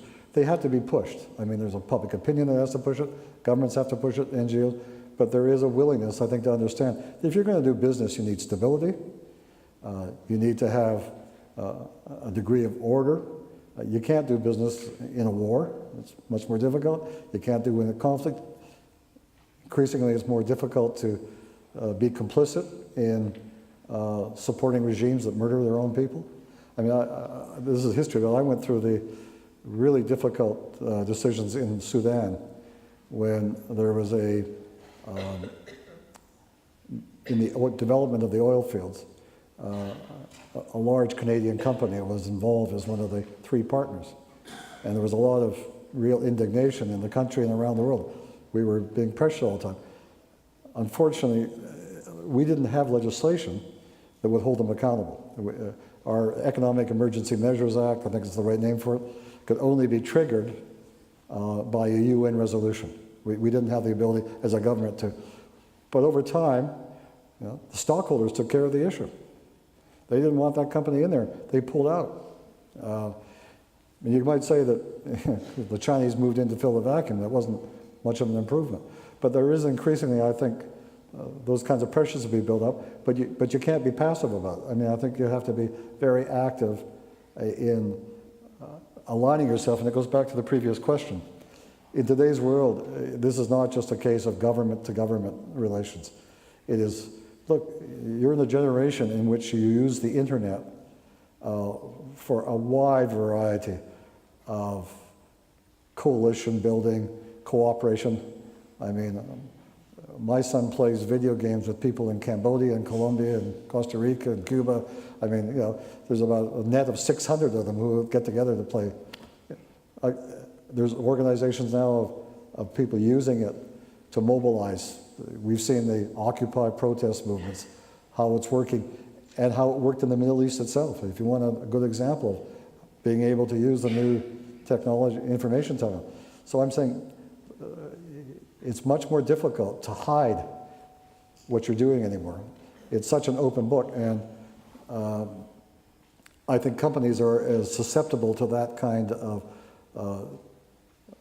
visibility, transparency that's required in terms of actions to make sure that they are not complicit or supportive of acts of transgression against innocent people. Is it perfect? No, but I think it is, again, evolving into this world of network diplomacy. Kind of is becoming increasingly much more interesting from a point of view of decision making and how you hold people accountable. And it actually, I'm not saying this because we were involved, but the way in which the landmine treaty is used to hold countries accountable. We don't have blue berets or UN monitors in every country. The monitoring of the adherence to the commitments under the treaty takes place through a coalition of NGOs, of private people who are into a network, and they submit their reports, their accountability as to who's using landmines, how many people were killed, what's the definition of it, and it's compiled into a report that comes out annually, and countries, when they get their report card, are not very happy when they're being told that they, and as a result, I think that the level of adherence is becoming increasingly much more effective. Great. You have a question up here? Hi, I'm Purva. I'm one of the students here in University School. And my question is, going back to the topic of setting a threshold for intervention, what consideration should be given to the type of violence? So are we to consider only body counts here, or should we also look at issues of refugees or internally displaced people? Yeah, interesting from your question, the original concept of responsibility to protect started with the application from the UN envoy, Francis Dang, who was then the special UN envoy for displaced persons and refugees. Because and I remember he came to visit us in Ottawa, and he used that wording. I said, that's interesting, what does it mean? He said, well, displaced persons, nobody takes responsibility for them. They're out there on their own. There's no, they're not internal refugees or anything else. He was the first one that coined that phrase, and it became sort of within and it was picked up by the commission and so on to be used afterwards. So you're absolutely right. I mean, here's where I'm going to push the envelope a little bit.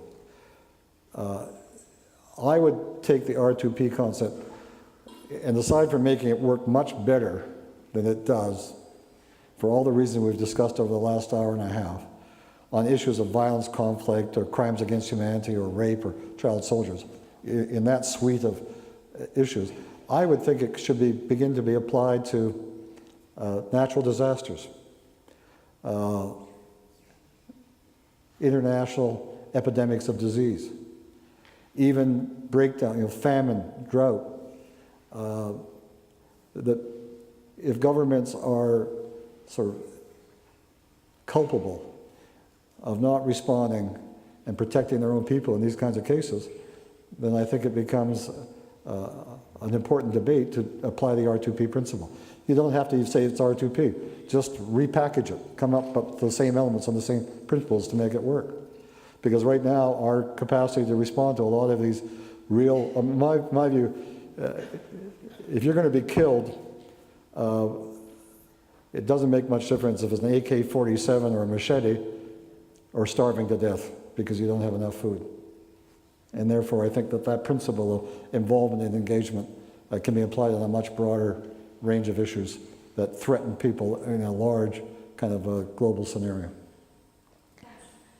So we'll take a question from our virtual audience. Just to paraphrase here, Harjot from Waterloo asks, do you believe the Harper government has moved away from R2P? And if so, why?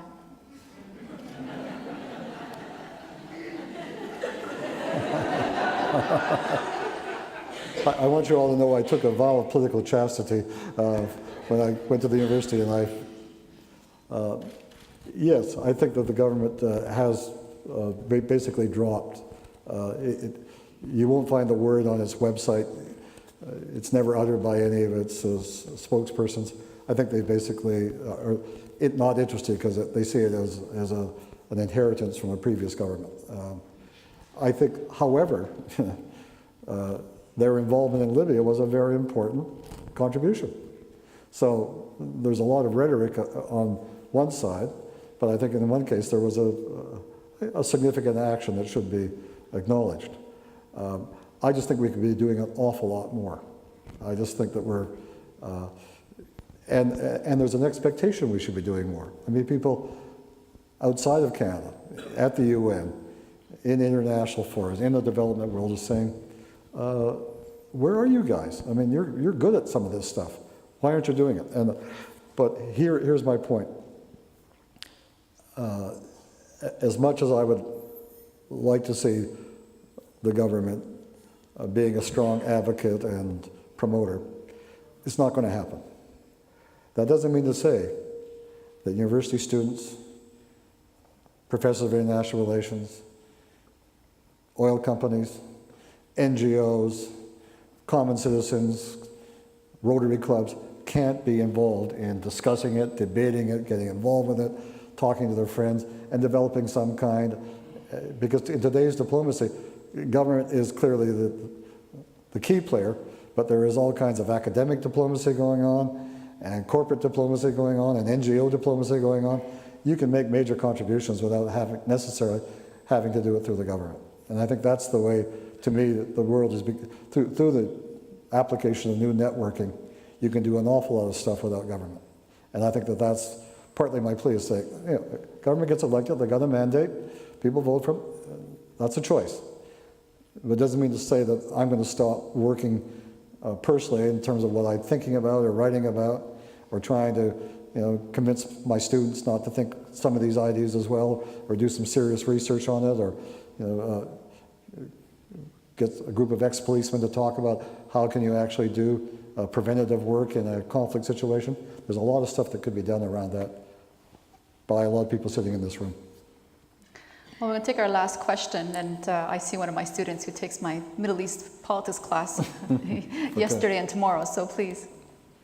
So I'm a student at the University of Waterloo. I'm an engineering student, so you might say you're touching on those issues of responsibility to rebuild, of economic development and infrastructure, and those long-term financial commitments that we make are of particular interest. And you noted a Brazilian paper that really pushed, we have to stay there. If we're involved, then we better stay involved.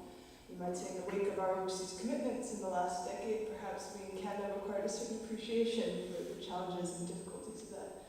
So I'd like to say, as you alluded to in your talk, Canadians have a long-standing military tradition of peacekeeping, and as you noted, historical leadership and human security. Do you think we have the same competencies, the same strengths, I would say the same stomach for the long, hard task of perhaps 10, 15, who knows how many years in the same country, where perhaps the same impetus that lit up our TVs and drove us to be there in the first place maybe starts to fade from our collective consciousness? Yeah, sure. I mean, I think it's been proven in the kind of commitments that a number of development organizations from Canada have made. Good example from your field, Engineers Without Borders has taken on some very interesting work in helping to develop water irrigation systems in drought-affected countries in the savanna of Africa in order to respond to the problems of climate change. I mean, and if you want to look at a real R2P issue, let's talk about climate change, because there's a question of whether sort of the responsibility that takes place of one jurisdiction emitting so much sort of CO2 into the air that they're destroying the ways of lives of millions of other people is I won't get into that debate tonight because I can see some people all ready to leap with machetes in hand or something, but I think that there is a role. Look, our military peacekeepers were in Cyprus for close to, 30 years? And they did a good job. They kept people divided. We've got peacekeepers, and Canada was involved up until a few years ago in Ethiopia, Eritrea, where I was a UN envoy. It's not a nice place. I mean, that border between the two countries is sand and rock and scorpions. And but you hang out there because you're doing something worthwhile. And I think there is a capacity for a lot of people in a variety of fields. Now, how do you pay for it? That's always an issue. You have to get development funds from somewhere.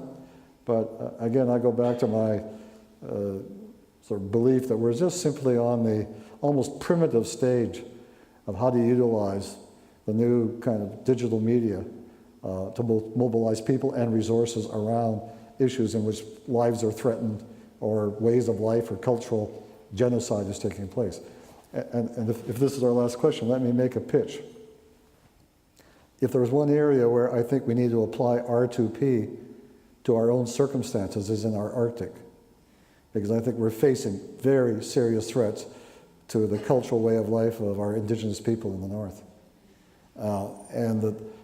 It's a blank page. There's very little governance going on. There's the Arctic Council, which we're involved in setting up, but there's a lot of stuff that our companies need to be doing, our provincial governments need to be doing. We've got to really do something about the ensuring that the very rich historical traditions of our Inuit people are not destroyed by what the massive transformations. I go up north because our university is involved up in northern, western, in the Hudson Bay area. It is astounding. So we're letting that happen in our own country, and we're not collaborating nearly enough with the Americans or the Russians or the Scandinavians or anything else to get together to work on making sure that whatever development takes place or new transportation routes are also done with a very clear commitment on a sustainable management that allows the indigenous people of the North to retain and maintain their way of life, in fact, to contribute to it. So R2P is not something we do somewhere else. We've got to start doing it in our own country. Thank you.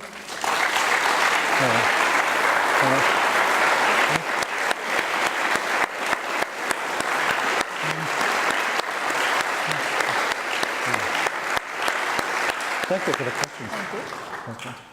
Thank you very much. Thank you, Dr. Axworthy and Dr. Romani, for the excellent discussion tonight. You both reminded us that when we think of the wave of political defiance that took place in the Arab world beginning in late 2010, that we should think of the incredible courage of those who've boldly risked their lives. Tonight we gained valuable insights into the role the international community has in protecting the rights of people whose governments fail to do so. R2P is an international norm with strong Canadian roots, a doctrine with the noblest of intentions, and we know that standing by is never enough to stop human rights atrocities from taking place. So Dr. Romani, I'd like to thank you for your contribution and your able moderating tonight, and also the powerful work that you've done on this subject. Dr. Axworthy, you said you would not be offering an immaculate conception of R2P, but in fact, I think you gave us a very clear message that that sovereignty must be earned in balance with shared human interest in security, in human security, and in human rights. That RTP includes the responsibility to rebuild, and that we all have a responsibility to engage. So thank you, Dr. Axworthy, for coming to Waterloo, for your remarks tonight, and also for the generous time that you're giving to the Balsley School students tomorrow. Thank you for being here.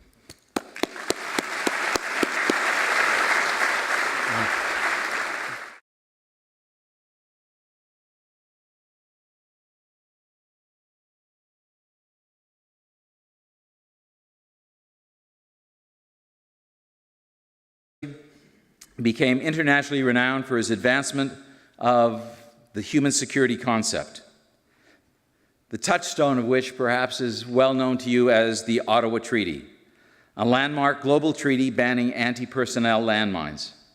For his leadership in this area, he was nominated for the Nobel Peace Prize. For his efforts in establishing the International Criminal Court and the Protocol on Child Soldiers, he received the North-South Prize of the Council of Europe. Since leaving public life in the fall of 2000, he actually didn't leave public life. He went simply into another venue, from politics of the street and of Parliament to politics of the street and the university. Dr. Axworthy has been the recipient of several prestigious awards and honors. Among them, Princeton University awarded him the Madison Medal for his record of outstanding public service. And he was elected Honorary Fellow of the American Academy of Arts and Sciences. He's been named to the Order of Manitoba, to the Order of Canada, and has received more than a dozen honorary doctorates. In 2004, UN Secretary General Kofi Annan appointed Lloyd Axworthy as his special envoy for Ethiopia, Eritrea, to assist in implementing a peace agreement between the East African countries. In 2006, the Organization of American States appointed him to lead the OAS Electoral Observer Mission. And so it goes, and so I could continue. But let me stop here in my formal remarks and add that Lloyd is someone that I've had the privilege and honor of knowing and working with at least since 1983. And over those years, one of the things that I have found remarkable is the tenacity in which he addressed issues of concern and perhaps more deeply, issues of conscience. As the minister responsible for immigration, he moved Canada forward in terms of addressing the never-ending challenges of those who were forced to flee their countries and seek haven elsewhere. He redressed any inequities in Canadian legislation and opened the doors in some significant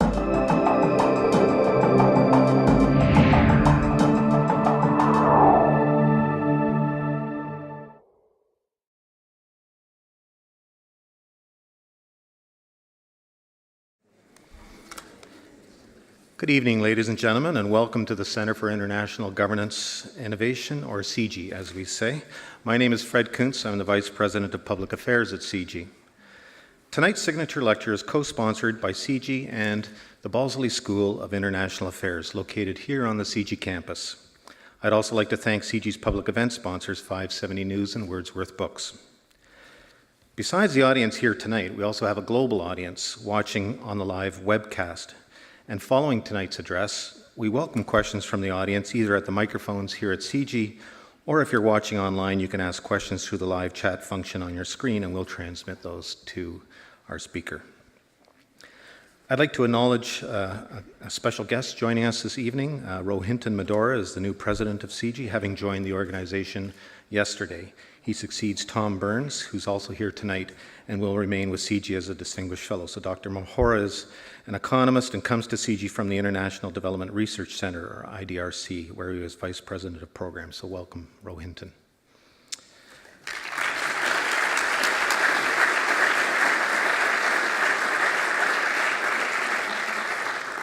Our topic tonight is the responsibility to protect and the Arab Spring, presented by Canada's former Minister of Foreign Affairs and the current President and Vice Chancellor of the University of Winnipeg, the Honourable Lloyd Axworthy. After his address, he'll be joined in discussion by CIGI Senior Fellow and Professor of Political Science at the Balsley School, Dr. Besma Momani. Introducing Dr. Lloyd Axworthy with more appropriate abundance tonight is CIGI's Vice President of Programs, David DeWitt. David joined CIGI last year, coming from a distinguished career in academia, most recently as Associate Vice President of Research at York University. David's an expert in global security and international affairs and author and contributing editor of numerous books, articles, and papers on Canadian foreign security and defense policy. At CIGI, he oversees the strategy and implementation of all of the organization's work programs and research-related activities. So please welcome David DeWitt.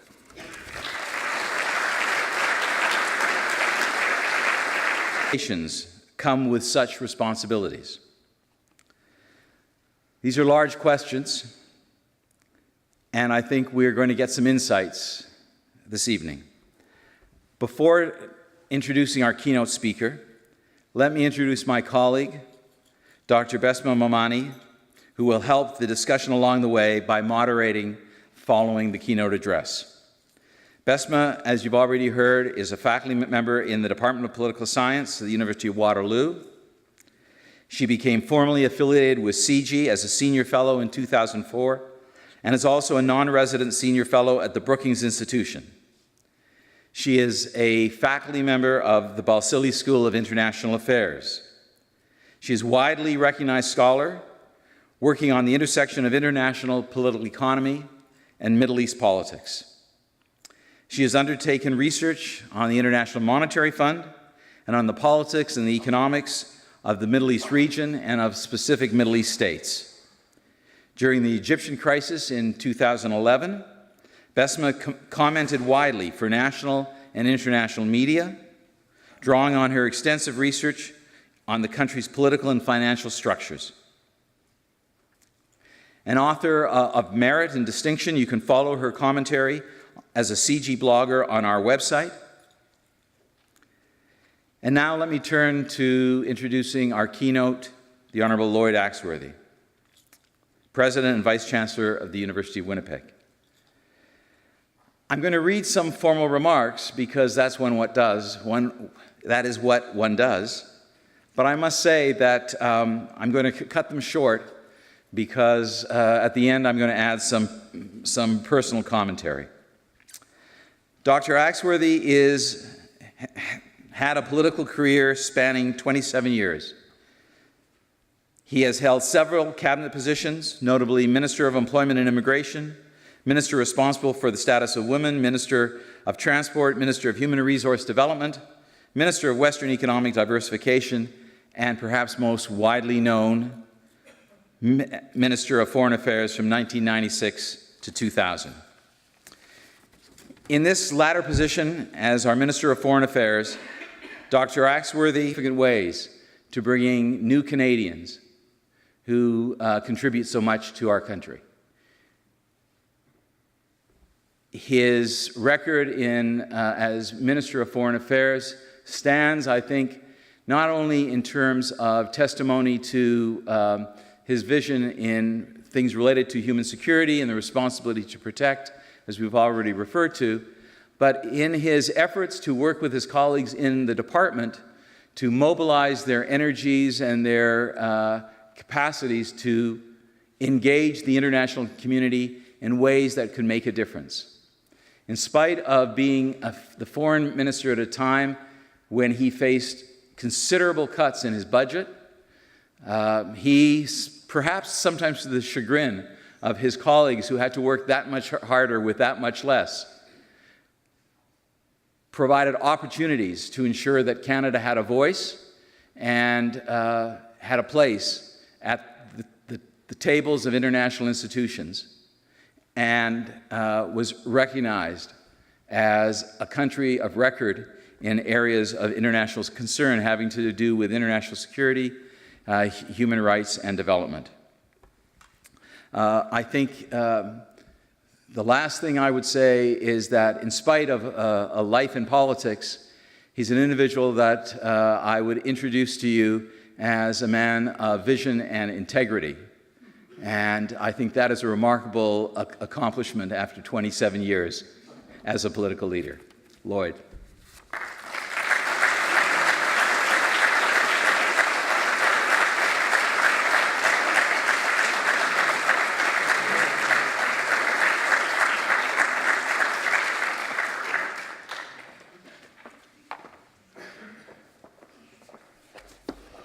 Well, good evening, ladies and gentlemen, and thank you for your kind reception and for allowing me to share with you a couple of hours of, I hope will be creative and innovative times. When I was coming in, I bumped into an acquaintance I'd known for a couple of years, Victor Hebert, who was coming in the doorway, and he admitted that he had decided.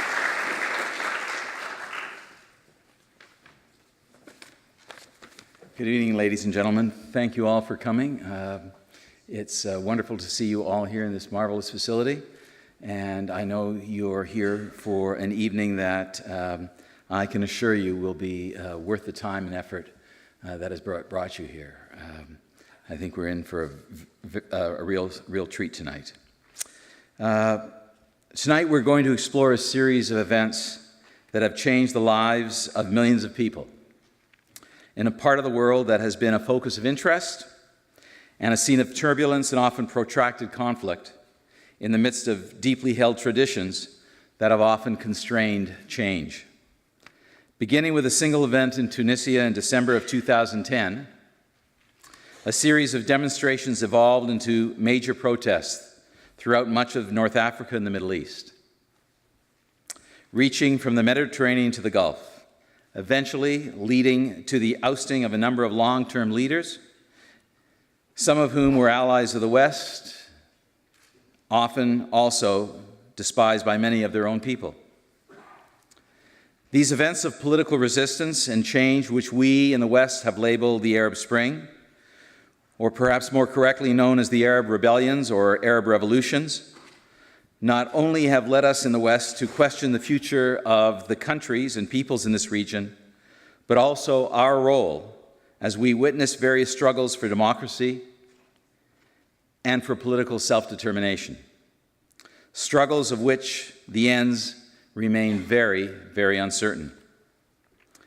In new and dramatic ways, information technology has allowed us to witness the audacity and the enthusiasm of demonstrators, and at the same time, the all too often brutality of state security. What role do we in the West, do we in Canada, do we in liberal democracies, what role do we have in helping pro-democracy movements in countries defined by their own borders and their own sovereignty? When the state represses and targets its citizens, when is it appropriate for outside powers to intervene? What obligation